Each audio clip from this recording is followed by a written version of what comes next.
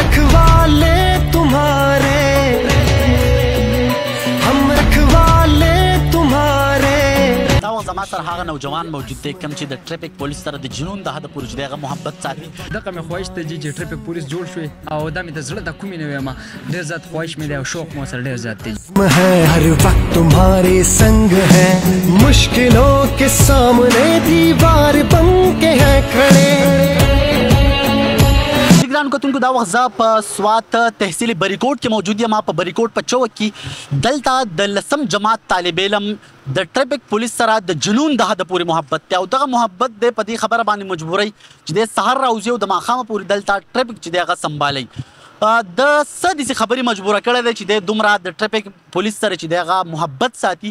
دا به د هغه نه د هغه د زباني چې دی هغه معلومولو هڅه کوو. پروګرام به مخ په وړاندې بوځو، تاسو هیڅ چېرته مه ځئ، زموږ سره اوسئ. मुश्किलों के सामने दीवार बन के हैं खड़े सर. دا وخت زما سره هغه نوجوان موجود دی کوم چې د ټریفیک پولیس سره د جنون د حد پورې چې دی هغه محبت ساتي. د ټول ناول راته خپله نامه ووایه او تعلق دې کوم ځای سره دی؟ جی اول نمبر خو ستاسو ته راتلو ډېره مې مننه او شکریه ادا کوو. جی زما نوم دی محمد اسرار او زه د بریکوټ سره تعلق لرونکی یم. جی کوم کلاس کې سبق وایي؟ جی 10th کلاس کې سبق ویلی.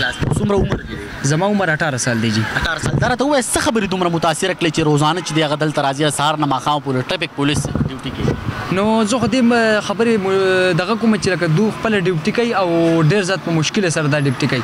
نو ما یې راشه زه هم د خپل ډیوټي کوو. زما ته وړکیل نه دا شوق و چې خپل دا ټریفیک پولیس ته لاړ شم. الان کې زما پولیس سره شوق و خو ټریفیک پولیس چې دوی ما وکتل د دونه زه ډېر متاثره شوم او ډېر زیات دوره امداد دغه رالم راکوي چې لکه ړه تسلي رالم راکوي. ډیوټي کوو، خپله ډیوټي کوو. سهار جی 12-13 घंटे کوو.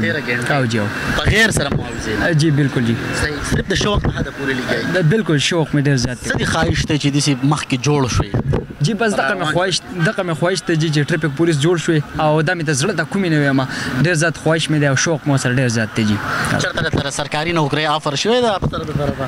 نه جی دا خو فلحال نه دی شوی. جی دلته چې د سره کم سټاف دی دا تعاون کوي د سره؟ او جی داسې لږ ډېر کوي. جی دا وخت را سره د بریکوټ ټریفیک انچارج اسماعیل صاحب هم په څنګ کې موجود دی. دا راته ووایي اسرار نومې دا نوجوان د سهار راځي او د ماښامه پورې ډیوټي کوي، د جذبې ته یې په کم نظر باندې؟ بالکل جی خو د ډېر وخت نه راځي دلته موږ اکثر منم کو جی چېرته ماشوم یو ته خپل سبق وایه خپل پړهایي چې هغې به توجه ورکړه.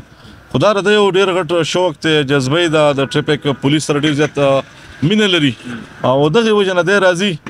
نو بالکل موږ دی اپریشیټ کوو د خپل طرف نه. جی زموږ ملګري هم ډېر سپورټ کوي او روزانه په بنیاد دی راځي موږ سره خپله هغه ډیوټي کوي. که موږ یې ولیږو نو لږ ټایم بعد بیا راشي جی بیا خپله هغه ډیوټۍ ته راځي او هغه د دې ټریفیک ډیوټۍ سره ډېر زیات شوق لري. جی ګرانو کتونکو نو دا د دې نوجوان هغه جذبه چې د خپلې کیمرې په شیشه باندې مو تاسو ته در ورسوله. دا پروګرام هم په دې ځای باندې راغونډومه. تر دې بل پروګرام پورې د کیمرمن نسیم خان سره اجازت راکوئ. په لوی الله مو سپارم د تل پاتې.